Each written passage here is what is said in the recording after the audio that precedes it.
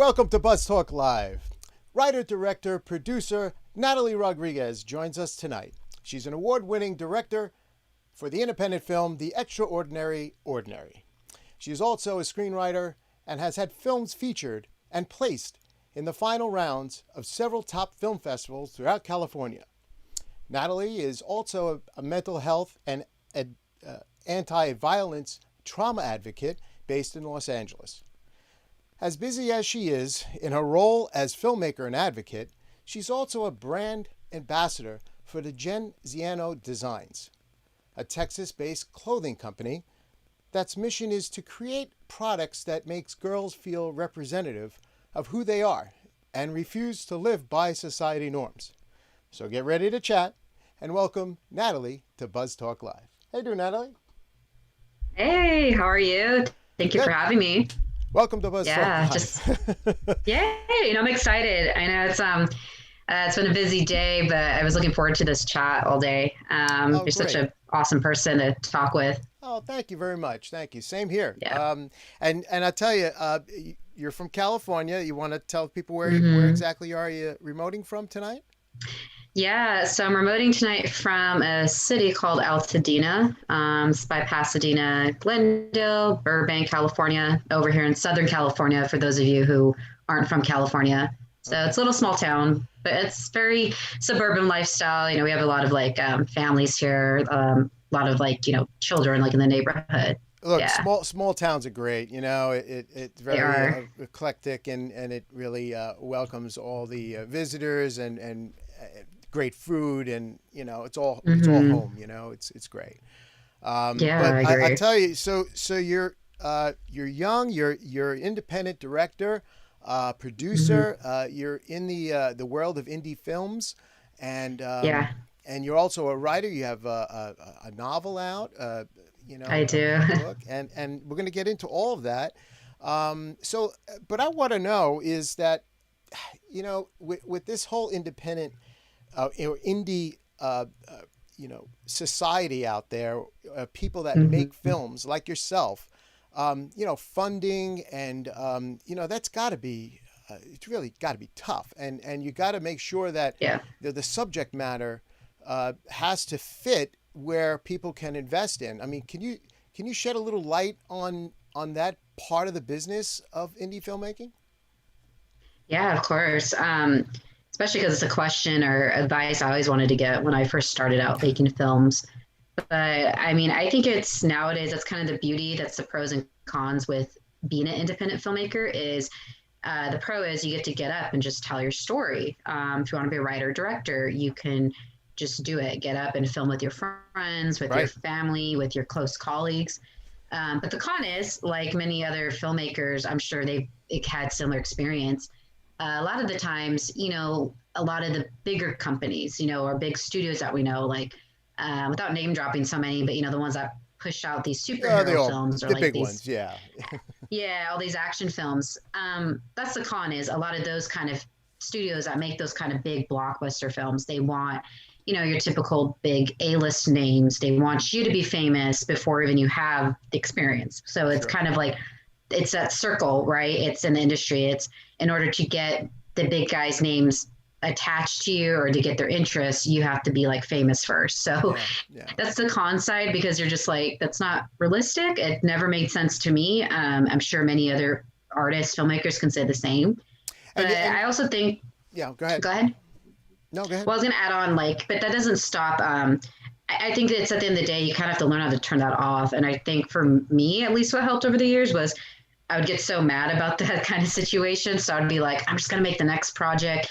I'm just going to do it. So I think a lot of it is you're able to pull a lot of strings when making your products, is whether you have your friends come through, your family, or you do it. Robert Rodriguez, the director of Sin City, Spy Kids, your one-man show, one-woman show where you act, direct, edit. So there's nothing wrong with that. So I think that actually that's the pro side with indie filmmaking is it does teach you which departments you want to continue working in and then what you don't. And that's for me, it's I learned how to pass the torch over to some when it comes to editing or cinematography. Right. And do you feel that, the productions that you work on are showpieces for maybe someday being part of Mm-hmm. the mainstream, Hollywood, and being picked up by a picture company? Mm-hmm. That's the goal. I mean, that'd be nice. I always joke saying it'd be nice to, not do like five, million different things on set or behind the scenes. Yeah. Just because for me, I know there's more people that are more expertise when it comes to certain departments, and Hmm. I like learning on each project. So the goal to be working, I guess, a more mainstream film that is studio produced or studio does distribute before the film's even like written. Right. Um, that would be the goal because it would be like nice to be able to just focus more on the creative aspect. Or if I just want to pass the creative aspect, the department to other people, then I can focus on the producing side. Sure. Sure. But that's like the goal. I feel like, but I'm also an indie filmmaker. I feel at heart, I love indie films. I grew up with films like with Sundance, IFC. I'm a big horror film fan, so I love things that come out on Shudder. And 90% of the time, those films coming out on those bigger platforms, they're very first time Yeah. filmmaker. Yeah. So I feel I'd like to find a balance of that. That's the end goal is I can make a mainstream movie, but then I can go a few months later to like my Sundance Right. kind of like indie It filmmaker never it project. never used to be that way, Natalie. I mean, Yeah. the old story when I grew up, but no, seriously, uh, back when I was doing that and creating Yeah. films, I didn't have the outlets that there are today. The film Yeah. festivals and all this stuff that show places that you could take your product or your film and that you worked so hard on and show it off.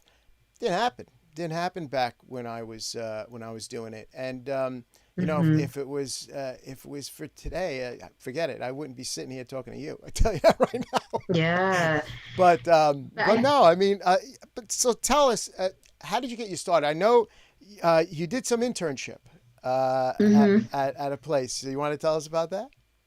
Yeah. So everyone trips out whenever I say this, but my first entertainment job was actually working at the Conan O'Brien show. And Conan, if you guys don't know who he is, he's a stand-up comedian. He's the tall guy with the red hair. So Conan was my first job I worked at. I was a little production assistant.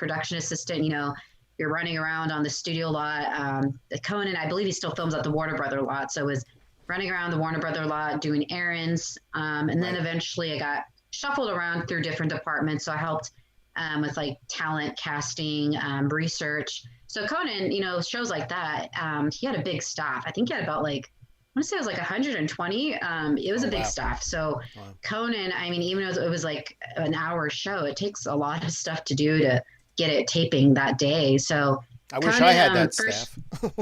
yeah, I know that would like make a difference. You're like, oh my gosh, Big be able time. to have some sanity. No, be able to have some sanity. But no, Conan, I gotta say, I mean, he honestly, the way you see him on TV, he's exactly the same way in person. He's super down to earth, super nice. I think I did tell you a little fun story, but I can get into it later about Conan and how he's a great singer. He actually plays the guitar. He's actually very talented. It's something a lot of people don't know about Conan. Yeah. So yeah, I can definitely dive into that, or should I hold off? Yeah. No. Go for it. So what does he So do? What does he do when the cameras are not on? I know. So I was mentioning yesterday to George how Conan. I said, yeah, Conan. After each taping, for those of you who've seen the Conan O'Brien show, usually the camera just shuts off or goes to the news show when Conan's done introducing the guests and all that. But with Conan, he actually would start singing. So Conan's known for singing to the audience when he's done taping, and it's called "This Is the End of the Show" song. And that man, like, can hit every pipe. I mean, I first time I saw that, it was my first day as an intern at the Conan show. I sat in the audience, and they Hmm. did that because that's kind of the perk. If you're an intern, you can kind of sit during the show, just kind of experience the live taping experience. And I remember Conan started singing, and I was like, oh, does he always do this? And all the other employees, I kind of like, yeah, no, he does this like every night after taping. So you get like a 1 minute to 2 minute song by Conan. And sometimes if he's, feeling hyped up, he'll walk down the aisle and he'll start singing and he belts out like his high notes at the end. So Wow. very great singer. That's He also jams that's on the extra guitar a lot entertainment. too.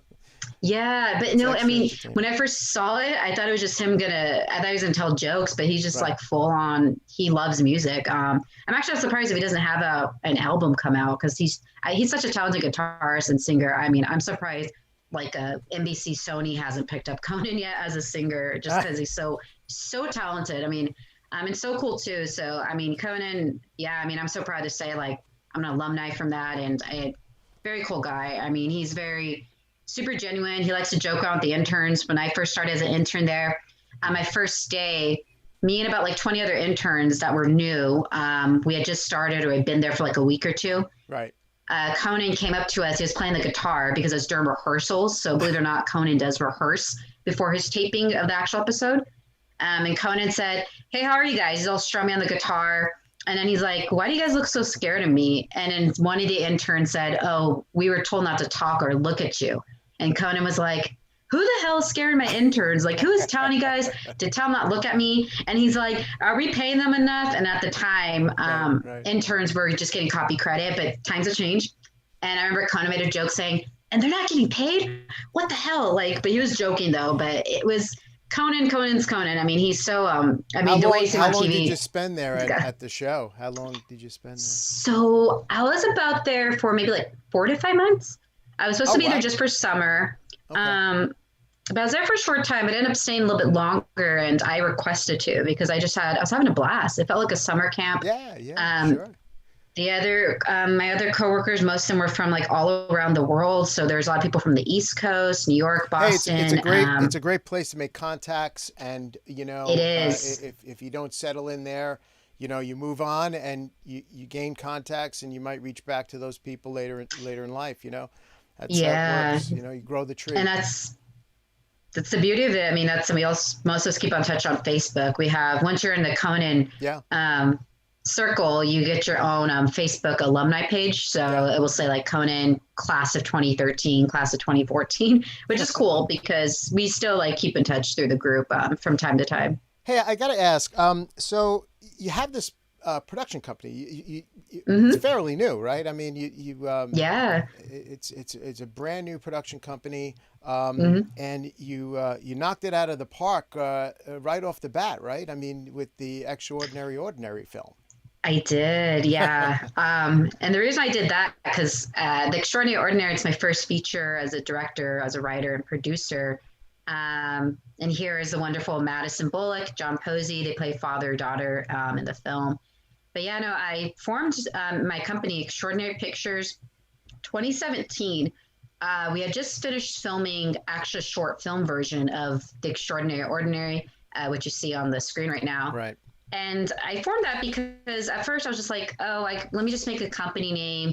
But it didn't get taken seriously to maybe about like 2018 when I started filming my first feature film.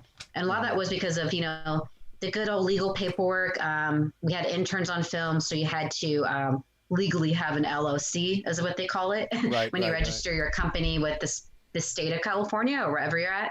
Sure. So, and that started growing when I started doing other projects, producing wise, my second feature film. So I never thought a million years I would honestly do a production company. I mean, it seems like one of those things you'll be like, yeah, I'll do it one day, but I'm glad it's been booming now because, I think it's good to have that. I think even if you just want to be a director, actor, I think it helps to want to help other creators grow the work when you do sure. hit. And you're legal doing Yeah. it. Let's talk about the Yeah. film for a little bit. Yes. It's a film that's really cuts through to your background, right? I mean, this is a Yeah. personal. You went through some personal struggles. Mhm. You want to tell us about that? How this tied Yeah, in of with the film? course. Yeah, definitely. So I'll give a little quick synopsis. So what The Extraordinary Ordinary is about. The Extraordinary Ordinary, it's a new adult coming of age feature film. It's about three young adults in their 20s. They learn how to cope with their mental health when one of the three friends starts experiencing panic attacks and anxiety attacks again. Mm. And the film definitely it deals with a lot of mental health. It deals with wellness, and it is a story about recovery. So we see these three different people named Erica, Alex, and Bianca, We see how through their friendship, and there's also developing romance between Alex and Erica, leading man and leading lady. We see how, how they react, to their surroundings, to the people around them, to people they don't know, Right. their loved ones, when they start feeling triggers. That's a term that's used in the mental health community with someone who has a history with a mental health disorder like anxiety, panic attacks, even depression. And definitely, I want to say I experienced myself that a lot of anxiety when I was in college. So I think a lot of my own experience, it was definitely input into the story. So that's how I ended up shooting the film the way we did, which is whenever a character's feeling anxious or very like alone, they're feeling like closed off to the world, including to the ones they love. My cinematographer and I, we decided, well, what if we actually had the camera like pushed in closer on that actor that is experiencing a moment of distress? And a lot of that came from because that was something I felt would best represent someone who's feeling anxious or depressed, or they're just feeling like no one wants to listen to them, because in reality, that's what anxiety does, or a lot of mental health disorders is you do feel truly alone. You feel like every kind of like the spotlight's on you. So kind of taking my own personal experience. Oh, go ahead. Yeah, no, I tell you, it's strange how we're talking about this subject in this time frame in our country, and how, with the whole COVID thing that's happening, how people are, there is mental health issues out there. And, there is. this film could shed some light, and a positive light on something to help people. And I hope that's what it does. Because ironically, this movie, The Extraordinary Ordinary, was supposed to be released back in May of this year. And when you're about to distribute a movie, I mean, you're talking like sometimes weeks to months in advance. Right. So of course, this is before the pandemic happened, COVID-19.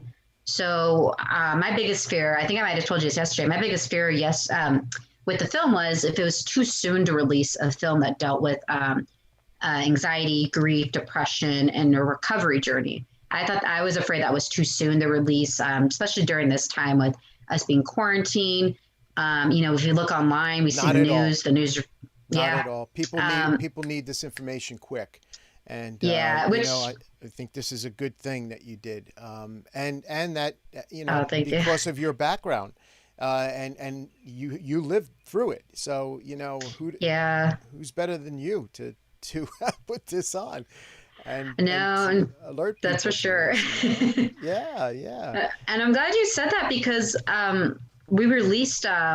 It's been 3 weeks. So The Extraordinary Ordinary, it's now on Amazon Prime, Google Play, and YouTube Movies. And we released back on August 28th. So within the first, I think 2 days, I was seeing such positive responses. And that was like a huge relief. I was like, oh, thank God. Like, I'm glad, like, this does seem like, kind of, you mentioned, it seems almost like too good to be true. It was like, people wanted to hear about anxiety, or they just wanted to see other people kind of experiencing what they're feeling right now. Well, Natalie, we do have a clip, and I want you to set up the clip that I have. Yes. So what are we going to see here? So you're about to see, I believe it's a promo teaser for the movie. You'll see our wonderful, some of our actors. You'll see the wonderful Madison Bullock. This clip shows Madison Bullock's character named Erica. Erica is in her new life. She's moved across the country, but she's also having some moments of insecurity, moments of self-doubt, where she's questioning if she is, quote unquote, ready to be out on her own. And you'll see the clip where she starts out calling her therapist. It's her longtime therapist, played from the wonderful James Sawyer. James Sawyer plays Dr. Mansell. So Erica is reaching out to Dr. Mansell, asking for help, but she doesn't say it verbally. And we see throughout this clip what it is that she's experiencing, kind of more from an internal process. Let's take a look. Hope you enjoy it. Yeah. Erica, you sound exhausted. Are you getting enough rest? The doctor said I can continue with my normal. Doctor? Erica, how are you feeling mentally? Erica? Going away gift. It's vintage and everything. I just want to make sure, because it's going to be difficult if you need something. Nice camera, girl. Like vintage. You're probably expecting someone a little older, huh? A little fatter, too. It takes more than putting on that smile and act like everything is okay. I miss her, Rob. I know. She has a boyfriend. Yes, I've heard. What does she need a boyfriend for when she has us? Yeah, because that's the same thing. New girl. They don't know, do they? Alex doesn't know. I just want to help you. I get it that you're Little Miss Perfect, but some of us are not so with it. Your past or your present does not make you less of a photographer, an artist, or human. The firm has decided to open a branch in Laguna Niguel. This is about Alex, isn't it? You know, baby, they care about you. They really do. I started looking up random quotes one day. Ones that deal with grief and healing. Not a day goes by that I wouldn't want to switch spots with you in a heartbeat. I'm just so proud of you. We just have to learn to keep living, knowing that these best years of our lives are sometimes cold like winter snow. That we love others, life, and ourselves. Like a caterpillar that transforms into the thinnest layer of something extraordinary. To the extraordinary.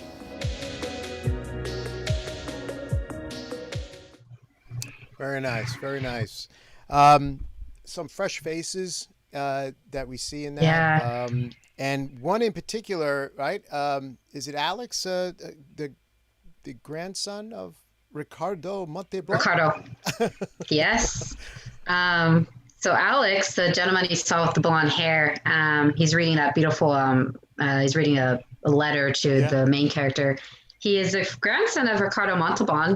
Ricardo Montalban, he's known for being on Fantasy Island. And I met Alex through one of our actresses on the film set. So very talented guy. This is his first feature film, actually. I always kind of told him, like, I think you're going to blow up. Like, I'm like, you're very talented. Like, he had the best audition that I've seen in a while when he auditioned for the part. So definitely, I mean, very fortunate.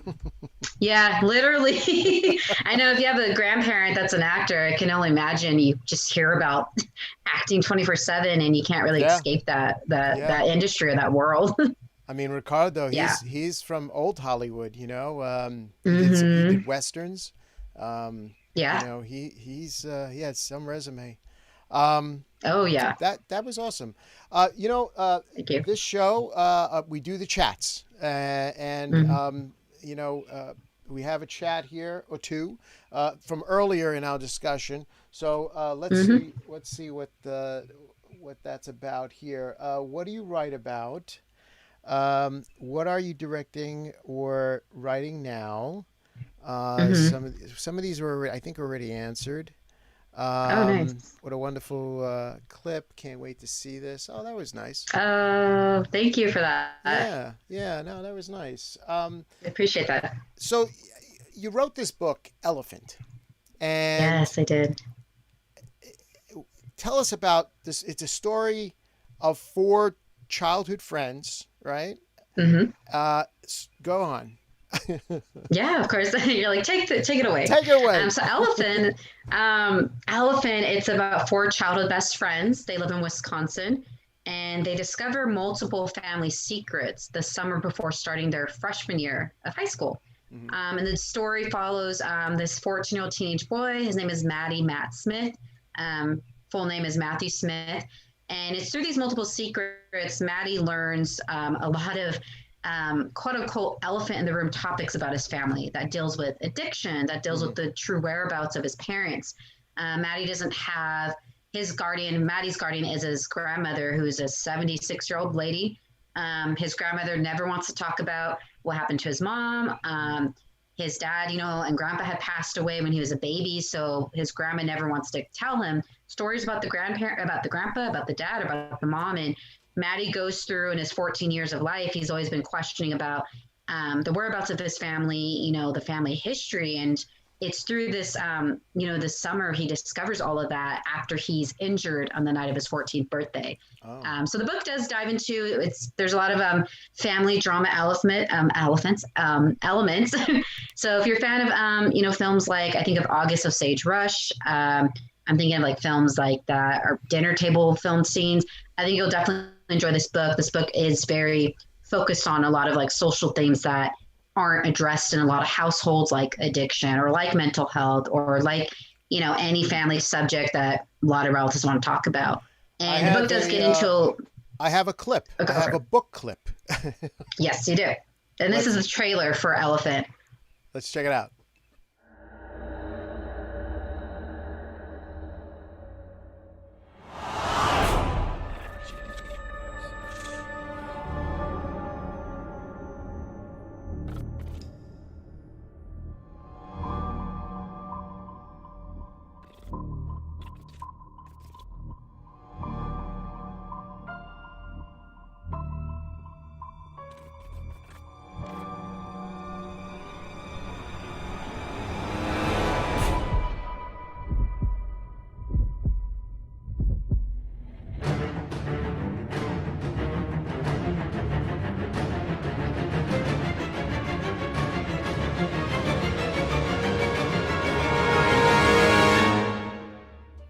Ooh.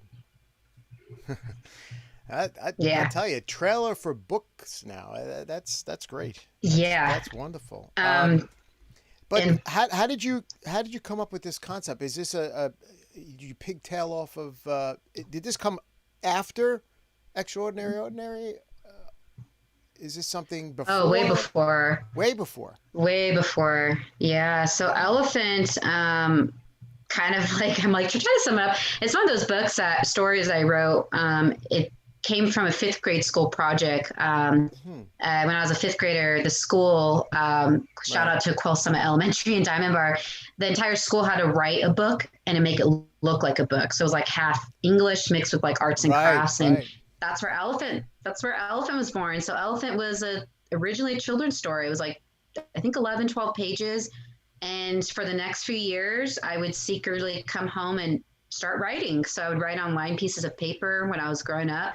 And Elephant was one of those stories. It's my first official story ever.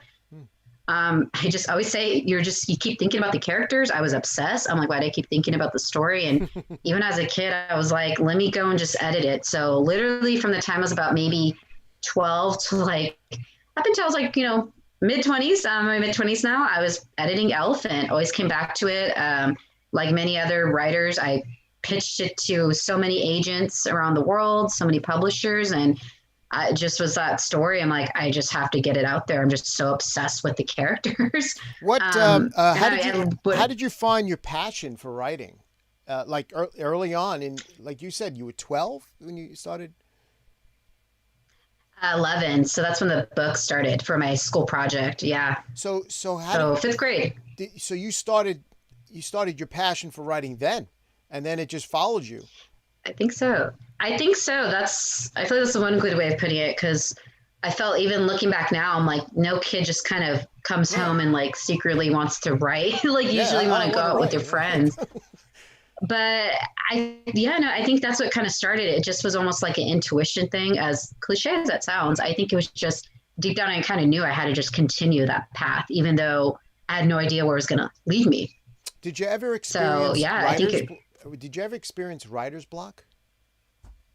Oh, of course. Yeah, no, writer's block, I still experience it to this day sometimes.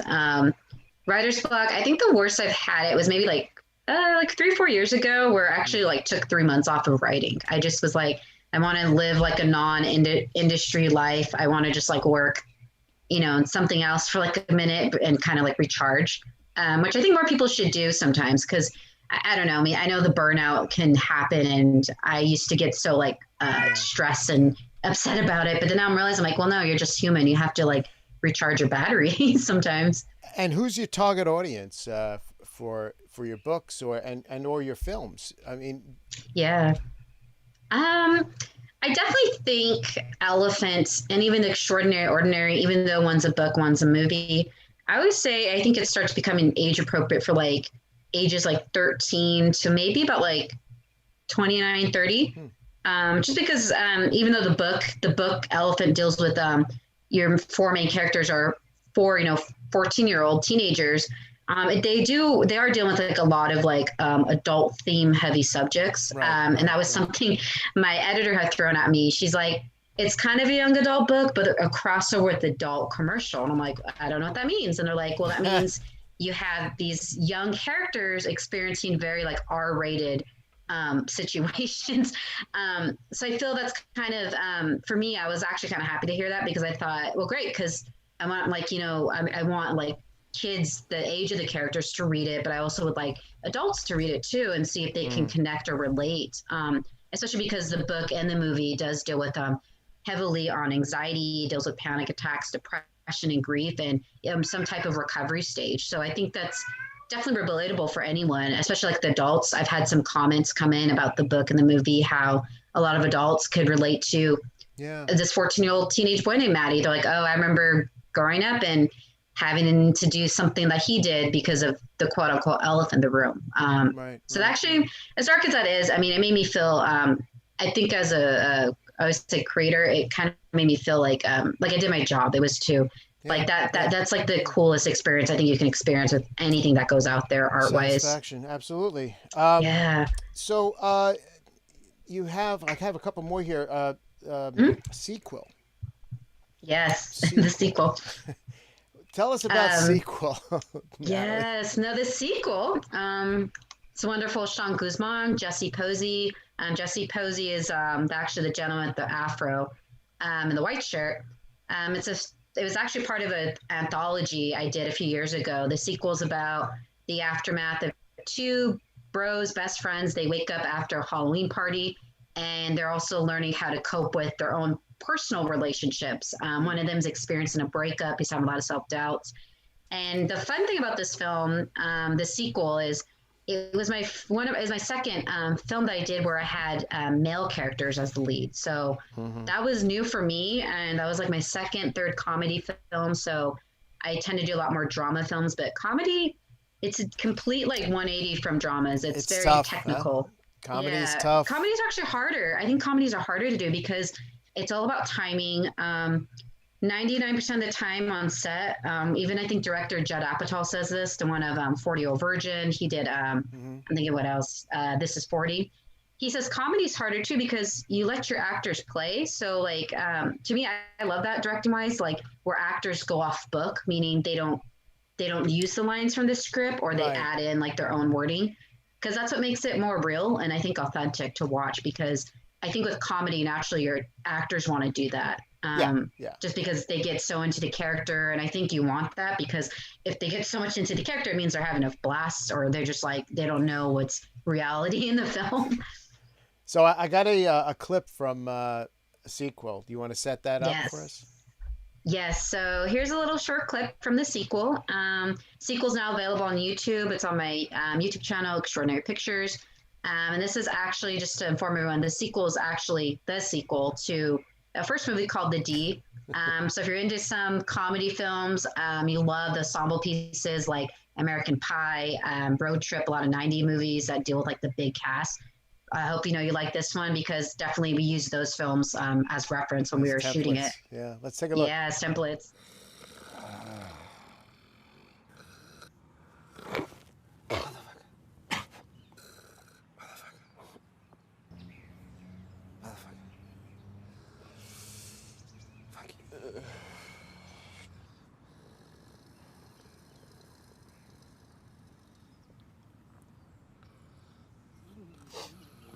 Yo.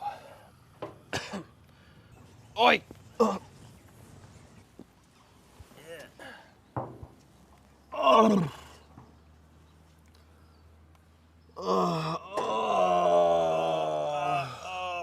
Hey, órale. Oh, come on, I got you. There we go. Yep.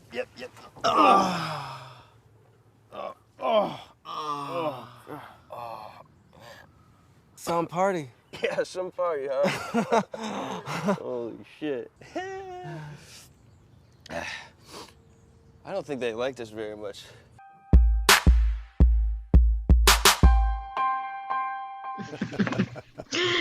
Oh, that was fun. I forgot my editor did that. Yeah.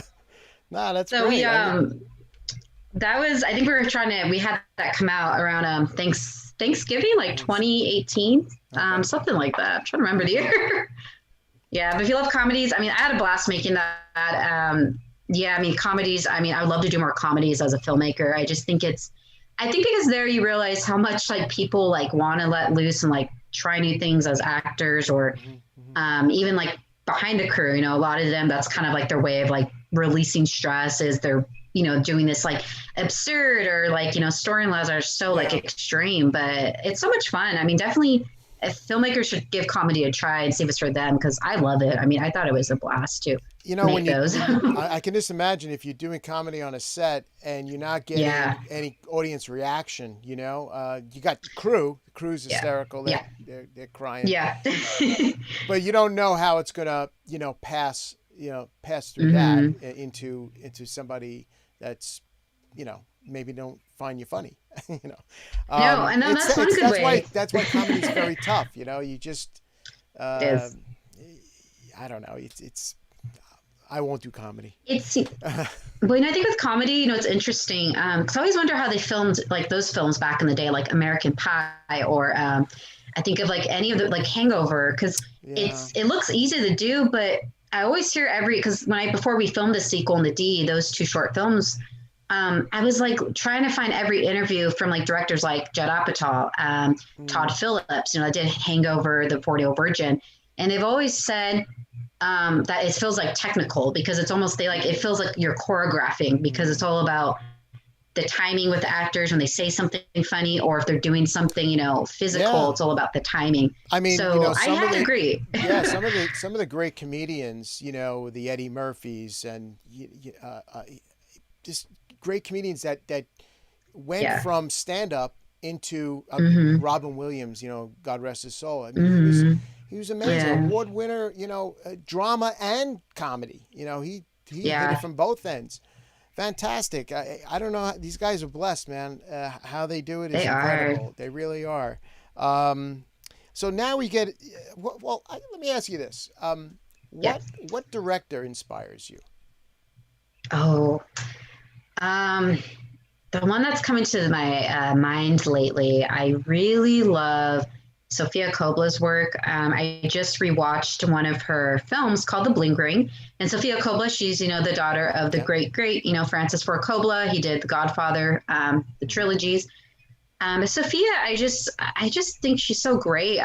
What I appreciate about Sofia Coppola's work, for those of you who've seen any of it, she takes her time with storytelling. I feel like when I first saw her films, she really does want you to like sit with the character. So there's a lot of scenes where you just follow the character or characters throughout their normal day life.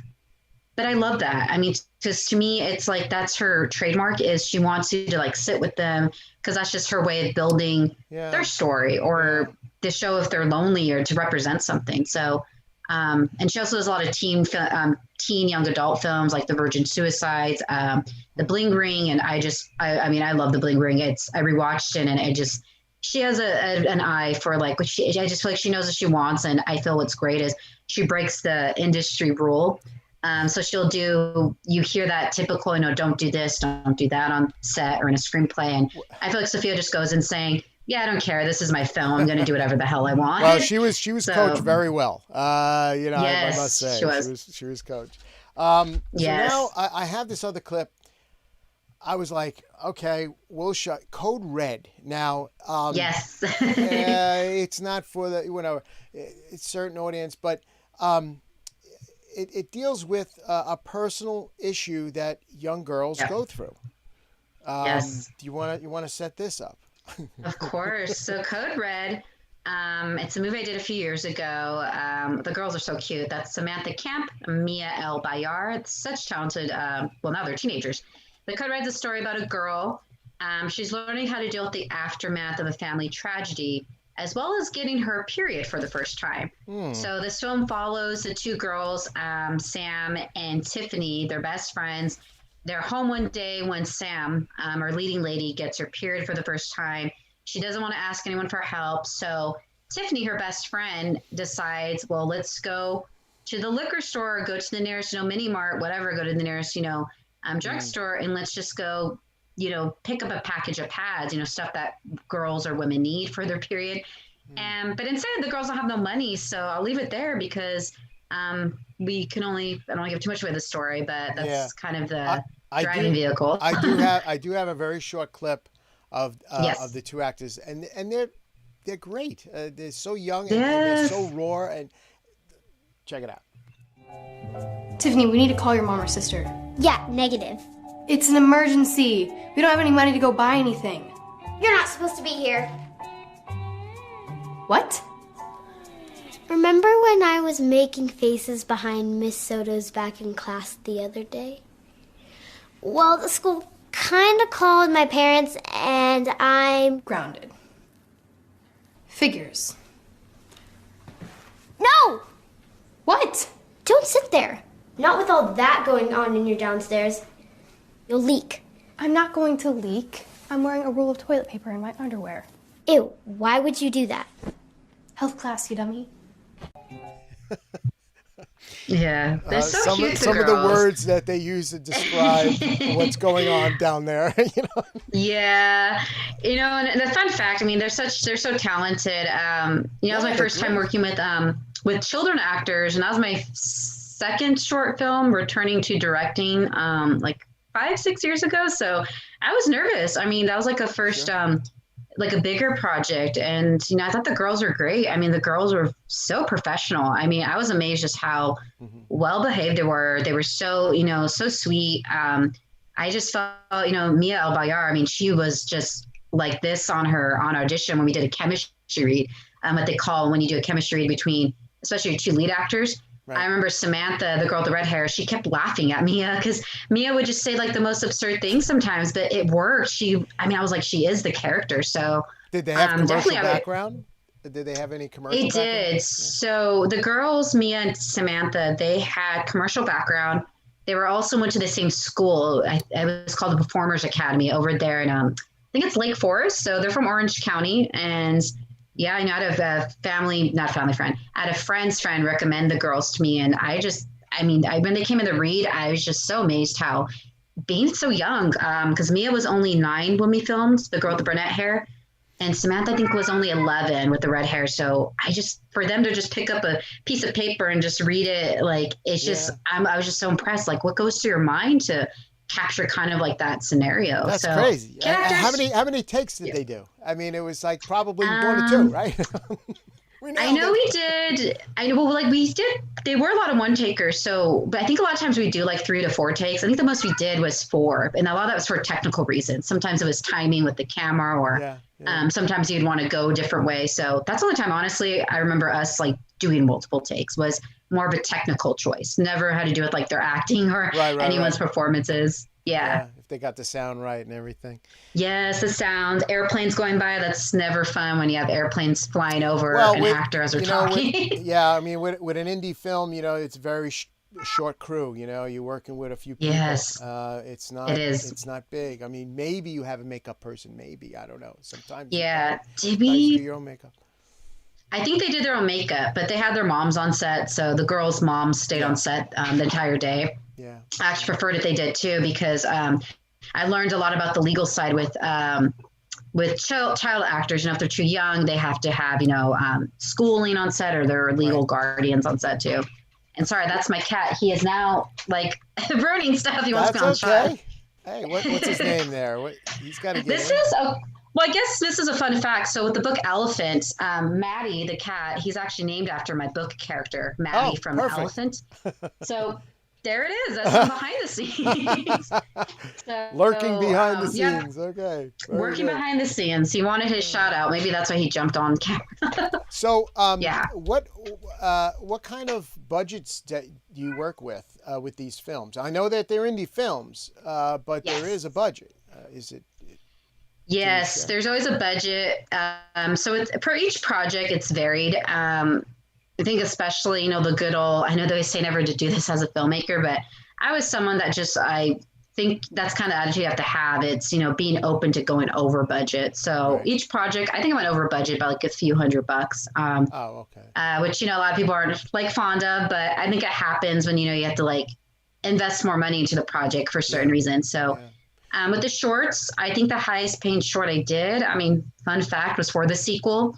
And a lot of that was because we did a lot of reshoots. So I did end up what kind of costs the most is food for your cast and crew. You want to make sure they're well fed. If they're working for free, copy credit and or for low pay. I think that's where most of the money goes, is honestly food. And something like the sequel, the boys had costumes on, and believe it or not, sometimes those things aren't at the dollar store or for cheap. I know Jesse's wig, he had the black afro. I think that was like for like a $60 wig, because that was like the only place that carried wigs. And what about locations? Mm-hmm. Sometimes you have problems shooting in locations. You got to get, permits and all that stuff. Yeah. So fun fact, I filmed a lot of stuff at my house. So the sequel was filmed at my house. The Extraordinary Ordinary, a lot of scenes were filmed at my house, and or our co-leads, and she's also a producer on the film. And a lot of times too, guerrilla shoot. That's kind of the secret behind indie filmmaking is sometimes whenever I feel like from my personal experience, I'm about to talk about getting a permit. I'm not kidding. There's someone on my set, whether they're cast or crew, saying, don't do that. I know a place like that's in a secret hidden location we can film at. So I tell you, the cell phone has become the indie phone. A lot of films have been shot on an iPhone because the iPhone, the technology of an iPhone is so great now. That it's incredible, and it's you can outrig the phone, and I mean, I can't see making a phone call with it while you're filming, but all that would have to be disabled, but it's great pictures that you get with the iPhone. It's amazing. It is. No, and it is. I've shot one film on like an iPhone, and it was like just one actor, and it was kind of fun. So I feel like definitely, I think with indie filmmaking, you really don't need your fancy, equipment. I mean, that's the goal, right? You love to work with like a bigger crew, but if you're on a budget or if you're self-funding, I mean, because I self-funded like all my short films, and a lot of that was because I just didn't want to wait. A part of me was just so stubborn to start filming because I was just like so hungry to just go on set and just kind of do it. And my mindset was, if the product sucks, then it's my fault. That's kind of always my mindset. But in reality, do you shoot in red camera? No, I haven't. So with my films, like my shorts, like Code Red and the sequel, that was we shot on a combination of the Canon camera. I think Code Red was Canon. I think it was 5D, if not mistaken. And then the sequel, we did Canon, Sony, Nikon, and I want to say Blackmagic 4K. So it was a combination of different things. And a lot of that too, because we had multiple cameras running for each film. Just multiple cameras is where you want to have like your close-ups of the actor and the wide, so it's easier to edit when you come to piecing together. The price point of the Blackmagic stuff is great. Yeah. And it is. It's so beautiful. Really, really fantastic pictures. It does. So you're also like, you're busy. You're also like part of like panels and stuff for Google. I was. And is that to speak about, what you're advocating with, the anti-violence and the trauma stuff, or how? It's kind of both. So I actually want to talk about my first big panel. Before I did Google, YouTube, I was part of Hispanicize. Hispanicize is a Latino panel. It's multiple panels, and it's for Latino creators and Latina creators who talk about their work, or they talk about how it's like being Hispanic, Latina, Latino, Chicano in the entertainment industry. And after speaking there, honestly, it kind of opened like a lot of good doors, networking. I met a lot of people there, still talk to today.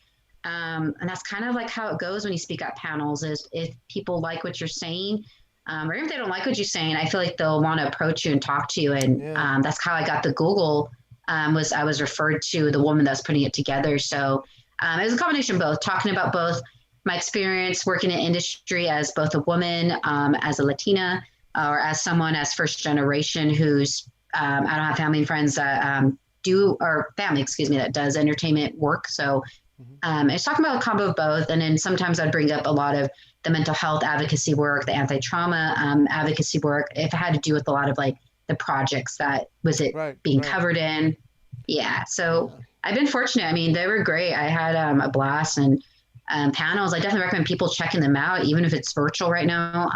You really do get to like meet a lot of great people, and they do want to like work with you, which is fantastic. I mean, virtual is taking over the It event is. industry right now. Oh, yes, it is. It's the new medium. And so, and on top of that, you're the brand ambassador of Jenziano. Tell us about this. Definitely. So Jenziano, they do, you've probably seen their shirts. They do the shirts that have Latina powered and Moreno on it. I think me and Jen, the owner, her name's Jenziano. Jen and I met, I think, on Instagram like 5 or 6 years ago. It's been a while now. And I remember I just loved her shirts, the ones that said Latina Power. You can check out their website, jenzianodesigns.com, to check out what kind of shirts they have. Right. They also have some jewelry coming out too.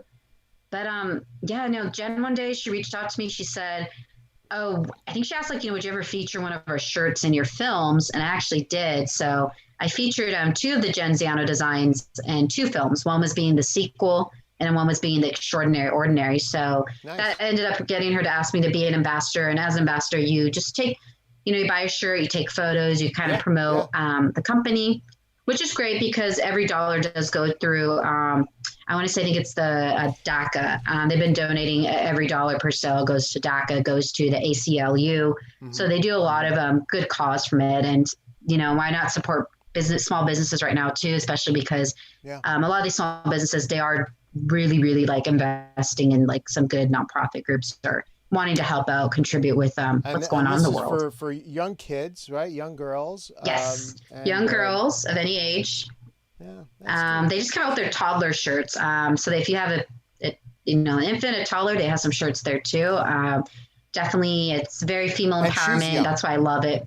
Jen is young. I think Jen's only like, I think she's not even 30 yet. I think she might be my age. And then she's married to Veronica. Veronica, her wife, helps her out. So they're very big on the LGBTQ community.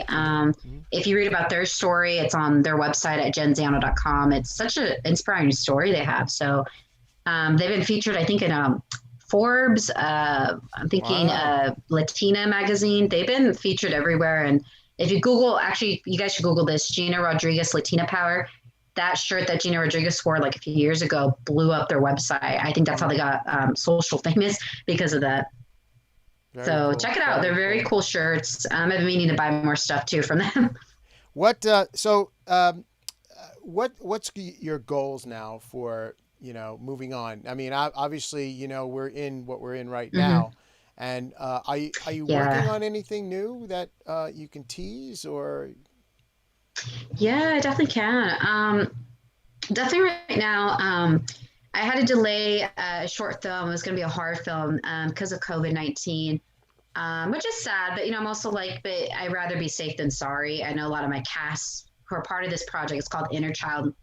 A lot of them are scared to go to their set. So like a lot of people, I've been picking up on both what TV shows to watch, which films to check out, and a lot of script editing. So right now I'm actually editing a script about, it's kind of loosely, I don't want to say loosely based on my life, but a lot of the themes going on. It's called Voodoo Child. It's about father-daughter relationship and how alcoholism affects, a lot of people that know that person. And I'm about maybe halfway in, taking my time on it. Definitely because it is a more personal project. So I'm always like, I got to give myself some headspace, not get stuck in it can get dark sometimes editing that kind of content. And I also just finished editing for Skeletons, which is the sequel to Elephant, the book. So a lot of more editing happening, which is good because it kind of seems appropriate right now, just with kind of everything going on in the world. Do you find that taking on certain projects that might be touchy subjects for certain people to bring awareness, and like yourself and with mental health and everything, I mean, this is a good thing because you're doing two things here. You're creating work, you're creating art, and you're also bringing awareness to people that might be struggling with this. Now, in the world of Hollywood, and the the scripts that are coming out of Hollywood right now. I mean, I know this is all indie stuff that we're talking about. But do you find that, you know, you could be sort of like a leading voice into, you know, changing Hollywood's thinking going forward, and maybe, you know, pitching them on certain things? Yeah, I mean, that's definitely always been a goal of mine. Just because for me, like a lot of films that deal with touchy subjects or social issue subjects like mental health or trauma or recovery, I'm always like, you know, studios made films about this back in the day. I mean, one of my favorite films is like Ordinary People. Robert Redford directed it. And that was a film talking about suicide awareness. And that was made, I think, in 78. I could be off on the year. So it always baffles me how like studios already made those kind of films, or they do make them. But I think the sad thing is they, like you said, I don't think they get a lot of spotlight on them because they assume people are going to get turned off. It's the content. Yeah. People don't want to see that. People want to see, you know, let's face it, they want to see fire. They want to see sex. They want to see shoot 'em up. They, you know, violence. It's candy for the eyes. That's what they want to see, and that's what sells. It is. And unfortunately, you know, but your work and that type of work lives in indie films, and you know, usually it does. you know, wins Academy Award stuff, you know, and yeah. you know, and I think something that helps motivate me, because I used to, well, I would be lying if I said I don't get discouraged still, because like anyone else, I get discouraged. Or every film I go on, I mean, you stare at a film for indie filmmakers, you know, you tend to start a film like every day for like a good year, because it does take a while to get a post for financial reasons, or because, you know, when I was having the Extraordinary Ordinary edited, both my editor and I worked full-time jobs. I mean, so we were squeezing in as much time we can on editing. But I think that's what also keeps me going with films, or even like with the book. It's, you know, like you have to be like your own cheerleader. You have to be the one that's like, I believe in it. If no one else does, like, forget it. I just got to learn how to turn out that background noise, because I used to get so distracted with that, of kind of like you mentioned, when I was first pitching The Extraordinary Ordinary, I had so many producer colleagues tell me, which I'm glad they kind of told me, because they're just giving me the reality side of how the studio system works. They would be like, why would you make a mental health film as your first feature? What is wrong with you? Like, it's not gonna make any money. But my response is always like, oh, so you don't like those kind of films, but someone else does. And they used to trip out when I said that. But that was kind of my way of trying to like not get so like, oh, like slobbery mess or offended, because I can see why they're telling me that too. But I think that's what starts is you have to almost start telling yourself that, saying, okay, they might not like it, but someone else will, like, you know, across across the world, you know, if it's not here. So that's like, I think that's something out there, you know, you got to stick with the plan. Don't deviate. Yes. You know, sooner or later, you know, your films and how it's shot and how it's produced are gonna get through the minutia of where you are in Hollywood. It's a tough town, you know, and it is. But you're making your own success. Look, it won awards. Whether it did, you know, independent awards and whatnot, but it's still it won, and you know, you created this company, and right out of the box, boom, you know, it was a good thing. And I think I'm glad you brought that up, because I think you have to focus on those too, like festivals, even if it isn't like the Academy Awards. It's because for me, it's like all my favorite directors, they all started somewhere. I mean, it's like I love the Duplass brothers, they're writer directors. They started out in indie world, but like you see how they've been so blunt, saying like, oh, we've made like 5 feature films before our directorial feature went to Sundance. So I try to pay attention to those more kind of feedback or panels by other directors, especially, is them just being brutally honest. I'm saying like, I have no idea what I'm doing, or, hey, even though I work with HBO or Netflix, bigger companies, I'm still like, what am I doing here? So I think that helps. I think the crossover is tough. I mean, it is. You know, just looking at, you know, certain like Raising Arizona, you know, or films like that. You know, if you have a principal actor in your film, whether it be a B rated actor, that actor can possibly bring you in and cross over and bring you, into the light. It does, yeah. And so that's something to strive for. And sometimes it's not a good fit, but there's actors out there that if it's presented well to them, they'll take you up on it. I'm sure they will. Yeah, and I've learned that too. That's a good point because I know everyone can notoriously admit this. I learned after my first feature with Extraordinary Ordinary, because I'm still doing like PR work and promotional work from it, even though it's almost been a month since it's been released. Because we are a smaller film, you do like a lot of back end paperwork, emails, contacts. But I learned not to take things personal in this industry too. I think that's one thing. I always say I wish I would have known sooner, but then I feel like everyone goes through that in the industry. It's your friends will turn down your projects, your colleagues or people, your friends will be attached to the project and then those drop out for personal reasons or because the big old, they have managers, agents that want them to do other materials. So I think I don't take things personal because I definitely learned off my first feature. It's, we had like 2 different people playing the leads. And I think there's always like miscommunication. And I think finally after like 2 years, me and one of the former co-leads reached out to each other and they're like, oh, congrats on the Extraordinary Ordinary. And I was like, oh, thank you. And then I had to be like, oh, it's never been bad blood. But then I feel like, I think like that's always a big fear we have. It's always like, because your friends say no. I mean, sometimes I think like we can take it too personal. And I've been learning myself too, not to. It's just, you don't know what's going on in people's lives behind closed doors. I mean, that's especially more than ever now. I mean, so many people's health is being put to the test because of quarantine. Yeah. Well, Natalie, it was such a pleasure to have you on Buzz Talk Live tonight. This was awesome, and I'm so glad that you took me up on the invitation and to show your work. Yes, of course. And this is great. This is great. Yeah. No, thank you for having me. And definitely I want to throw in there, you guys are interested in checking out Elephant, the Extraordinary Ordinary. You can find Elephant on promotion. Shout out. You can find Elephant on Amazon Prime. I almost said Amazon Prime. Amazon or Barnes and Noble. You can find us on elephant_YA. That'll be on Instagram. And the Extraordinary Ordinary. The easiest thing to do is just go to the Extra Ord Film. That's gonna be on Instagram, Twitter, Facebook, or you can just search us up on Amazon Prime, Google Play, and YouTube, and we should be the first one that pops up. So yeah, check it out. Great. Stay right there. That was great. Natalie was wonderful. I can't say enough about her. She is definitely has a lot of hands in a lot of places. She's juggling a lot of things, but she's making her name for herself. And I wish her the best in her career and moving forward with that. So, so join me again on Sunday night. When I'm going to have the executive producer, writer, and presenter, James Donaldson. He's the contemporary gentleman. You got to stick around for that. He's also a military veteran.